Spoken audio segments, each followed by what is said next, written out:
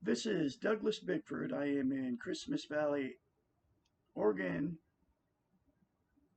and this is going to be another edition of The Portable Therapist. Susanna McMahon, she's a doctor of psychology, and this book will change your life. This can be chapter 15. It's going to be called Why Can't the Therapist Change or Fix Me?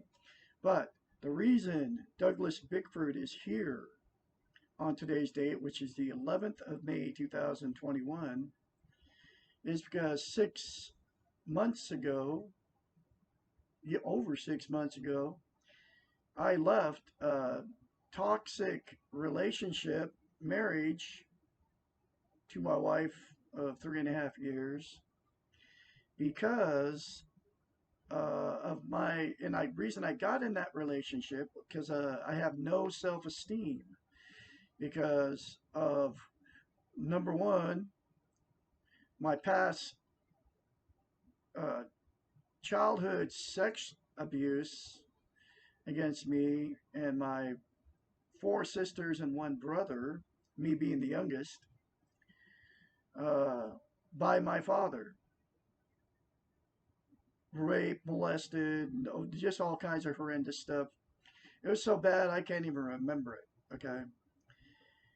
But that led me of my life uh, of feeling worthless and no self love, no self esteem, all the way up to about, I don't know, 4 months ago.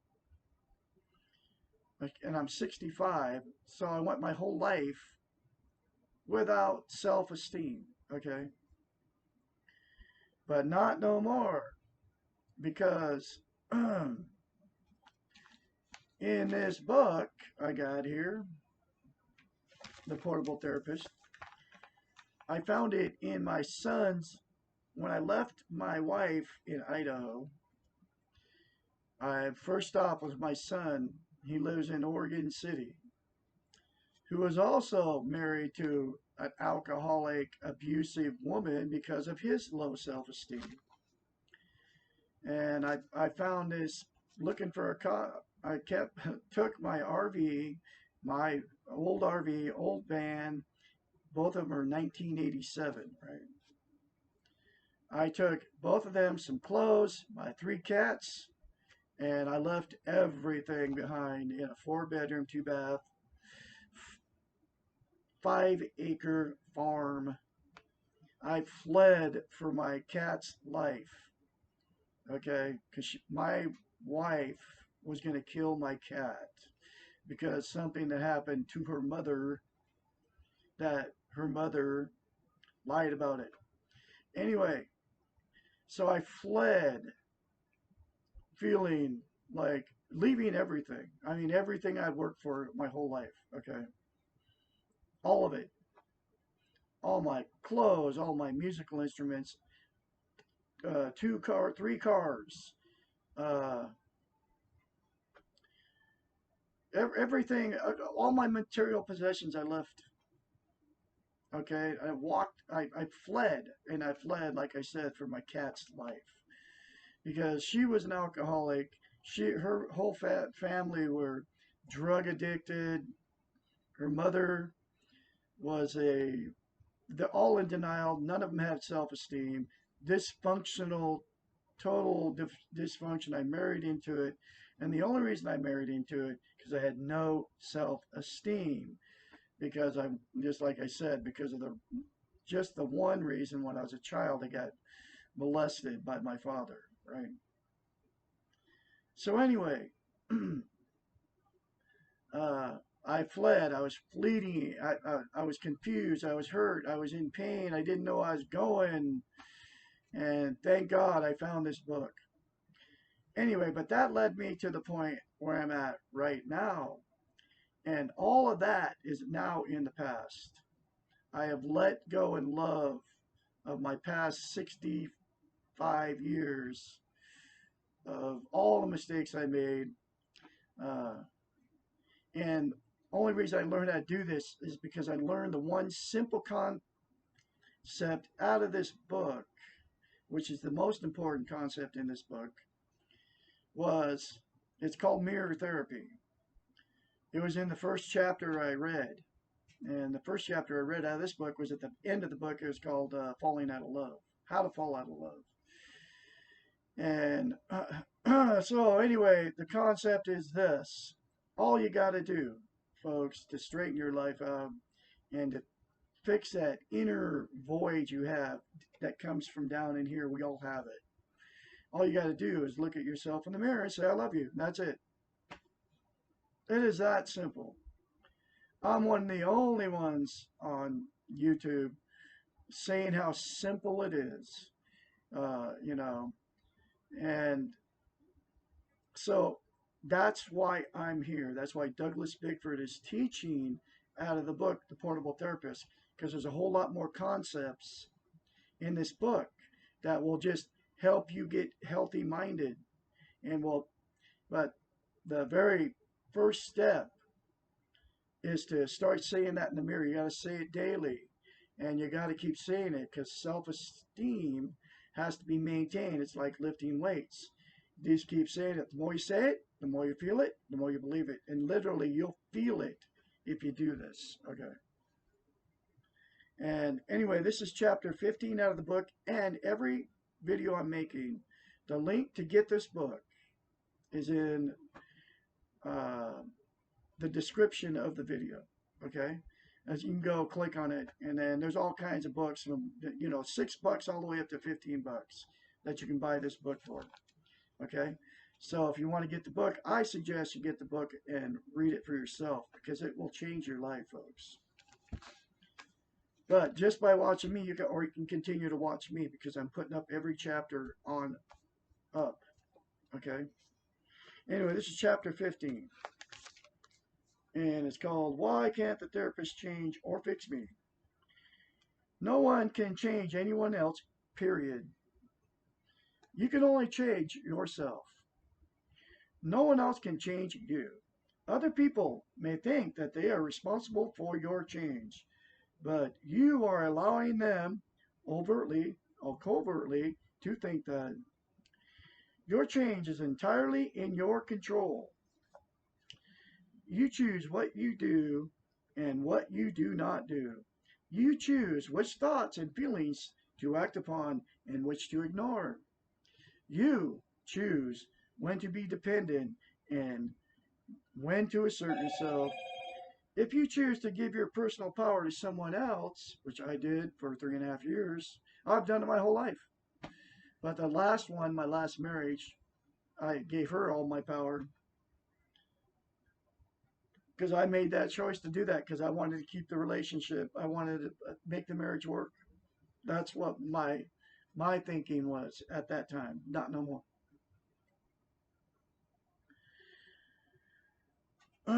If you choose to give your personal power to someone else, you are empowering them, and you can take back your power whenever you choose, and you do when you get healthy, or you do when you get desperate or whatever. The word choose was deliberately overused in the above paragraph in order to emphasize that your life is in your control. Even when you do not feel in control, you are still the only one giving away your power. Why does this concept that we choose and we control our own lives seem so difficult for so many of us to accept? Question mark. Probably because originally, as children, we were powerless and unable to choose. Our caretakers had the ultimate power over us. We depended on them absolutely for our survival. We started our lives feeling helpless, and when we did assert ourselves, usually around 2 years of age, we were called terrible. The terrible twos? And all too frequently punished for not being compliant or being good. Thus, we quickly became afraid of being bad, which all too often means doing what we want to do. It is a basic human need to be loved. As infants, we may die without touch and affection, even though we are fed and bathed. Our skin needs to be touched. Our bodies need to be held. Our spirits need to feel loved. We will pay a high price to have these needs filled. Often the price can feel as if we have given ourselves away. That's why I've been married 4 times. I was trying to find love because I was never told. I was loved as a child, touched as a child. I was never, ever felt loved as a little kid. That's how I was raised. Okay. It affected my whole life all the way up to about 4 months ago. And that's what that I love you in the mirror fixes. Okay. We are trained to give away our power, and those who take our power will then give us love in return. I've done it my whole life. Unfortunately, they do not. The paradox here is that people love whole people, those with their personal power intact, much more readily than they love helpless, dependent people. As children and as adolescents, we learn that what we want must be subverted by our own powerful parents, teachers, and peers. When then do we learn that it's safe to show our personal power? If we are lucky, we learn it from having healthy relationships from having wise role models. If we do not, if we have not found the relationship or the role model, then the therapist can serve the function. The therapist or role model or loving friend cannot change you, but they can provide an atmosphere and environment conducive to change, and they can encourage you to assert yourself, to claim your personal power, to take risk, to make mistakes, and to know that you are accepted and loved at all times. No one can change you. The opposite is also true. You can change no one but yourself. The therapist will help you to focus your attention on yourself. The time and energy that you spend on changing yourself will result in you feeling more powerful and more in control of yourself, and you will benefit and take credit for what you have done. It's powerful stuff, folks. Like I said, the link is in the video to get this book.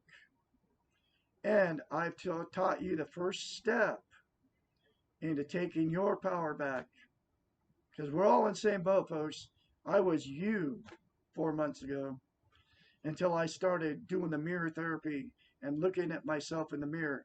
And then that's what compelled me to put this video, to make these videos about the book, The Portable Therapist, on YouTube, because nobody is teaching this concept. Nobody's teaching the mirror concept on YouTube. And there's a reason for that.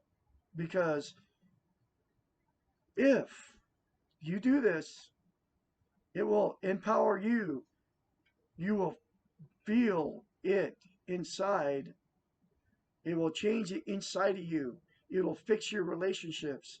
It'll fix your drug addiction. It'll fix your depression. It'll fix your alcoholism. You won't drink anymore. You won't do drugs anymore. Uh, because when you do drugs and alcohol, you're making a choice to put that stuff in your body. It's your choice not to do it. This will give you the power to make the right choice and to do the right thing.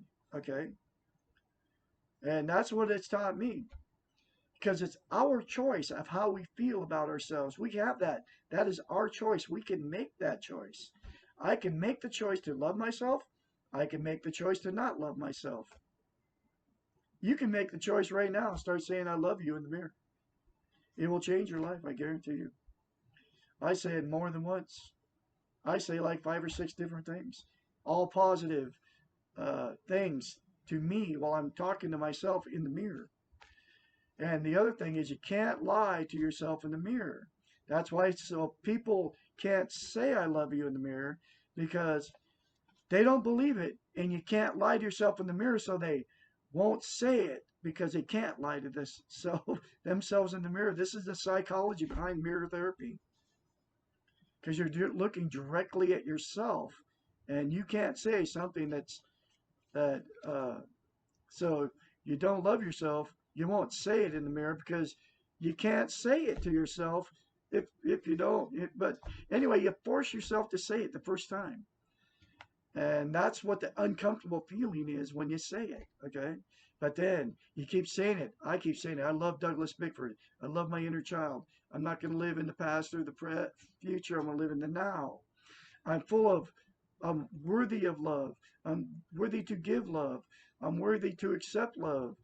I'm full of God's goodness. I'm full of goodness. I'm a good person. I'm a good musician. I'm beautiful, right? The more you say all those things, the more you'll believe it and the more you'll feel it. It's all true, folks. Anyway, that's another powerful chapter for you from Susan McMahon. I'll have another episode. Have a great day.